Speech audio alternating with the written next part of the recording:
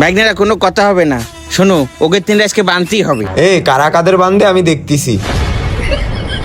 তোদের মতো অশিক্ষিত নিয়ে আমার জীবনটা জর্জরিত। বড় শিক্ষিত মারা গেছে, 3বার এসএসসি দিয়েও পাস করতে পারিনি। ও এত কথা কয় কি করে? ঠিকই তো কয়েছে, সাপড়িরে তো সাপড়েই কবে।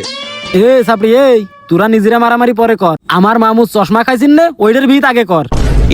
কথা আজকে কিন্তু কম, বুঝতে পারিস? আগের দিন কেউ ছিল না, আজকে কিন্তু আমার দুই ভাগ্নের রেস্ট করে আজকে কুচি করবো। আজকে কিন্তু পালানোর কোনো লাইন নেই। তোদের বাপ চেয়ারম্যান চলে গেছে রসতলে, তোদের এত ভাই কনতে আসে, একদম জায়গা মতো চালান করে দিবানে। কথা বলছো কিন্তু হিসেব করে কইস, আমি কিন্তু এনটিভিতে নাম লিখইছি, আর আমার ভাগ্নেরা কিন্তু রিল্যাক্স পার্টি করে। মামু আওয়াজ নিছে, সাপড়িকের কোনো দল লাগে না রে, সাপড়িকের নামই যথেষ্ট। ওই তো সাপড়ির মাইরে বাপ, এখন কিন্তু ডাইরেক্ট পিছন দিয়ে ভরে দেবো। নে আয় ভরবি নে ভর। নে ভর ভর ভর।